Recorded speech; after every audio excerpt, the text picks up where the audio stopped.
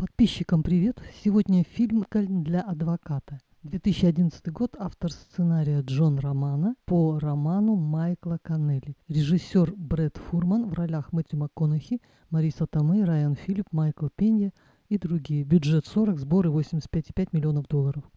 Сюжет. Успешного адвоката Микки Холлера нанимают защищать Луиса Руле, обвиняемого в жестоком избиении проститутки Реджины Кэмпа. Кредо отца-адвоката, а значит и его, не допустить осуждения невиновного, самое главное в деле защиты. Он как-то напившись пожаловался бывшей, что он больше всего боялся не увидеть невиновного. Несколько лет назад он защищал Хесуса Мартинеса, которого обвинили в убийстве проститутки. Все улики были против него, но он клялся и плакал, и говорил своему адвокату, что он невиновен. Когда Мартинес умолял помочь Холлера: «Я не убивал, брат, я был там. Когда я уходил, она была в порядке. Моя мама не переживет этого».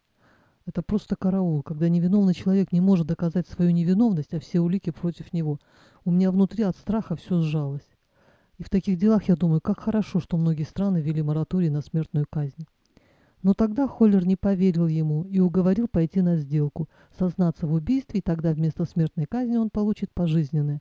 Но потом, лет через 15, его освободят досрочно. Эти два дела были очень похожи. Как сказали бы эксперты, один и тот же почерк. Только в первом случае девушка умерла, а во втором выжила. Сопоставив снимки с побоями девушек, Холлер понял, ну и не только по снимкам, что обеих избивал Луис Руле, и что он специально нанял Холлера, зная, что Холлер, даже если в процессе поймет, что в первом случае он убийца, его показания не примут, потому что по второму случаю Руле является его клиентом. Холлер связан по рукам и ногам адвокатской тайной. Вот так лихо закручен сюжет. Личность адвоката Холлера рассматривают как противоречивую. Ну, например, в начале фильма Холлер разыгрывает спектакль перед представителями Руле, заранее договорившись со своим человеком, мнимым папарацци. Он подзывает папарацци и предлагает ему за снимки $1000 и просит разрешения включить эту сумму в счет его услуг. Потом отъезжает за угол, и они делят 800 адвокату, 200 фотографу. Или другой случай. Он выбивает оплату из байкеров, рассказывая сказки, что ему надо вызвать специалиста из другого города, хороший отель, перелет бизнес-классом, что все это стоит больших денег. Байкеры соглашаются. И на вопрос водителя афроамериканца, когда надо встретить этого спеца, Холлер отвечает, что лучшие спецы находятся в Л.А. А с другой стороны, как он сокрушался, причем абсолютно искренне, когда понял, что он упек невиновного человека за решетку, и он сделал все, чтобы это исправить. Мэтью МакКонахи просто красавец, все очень убедительно, экспрессивно, просто всего себя отдал роли. Хэппи-энд, но в процессе расследования погибает его друг-дознаватель. Мартинеса оправдали. Холлер все обставил так, что, будучи адвокатом Руле, он его оправдал, но по показаниям судьи-доносчика Руле тут же арестовали за убийство первой девушки. Лишний раз убедилась, что профессия проститутки и адвоката очень опасны.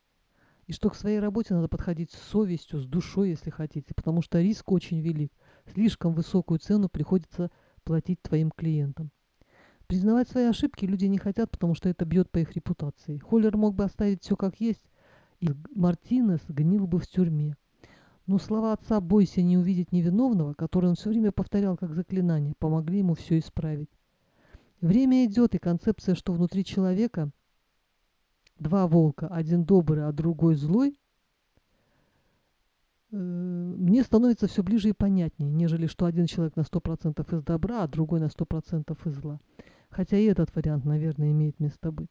Хотелось бы отметить семейно-любовную линию адвоката. Есть бывшая жена Мариса Томей и дочь. Вроде они расстались, но постоянно видятся по роду службы. Она обвинитель.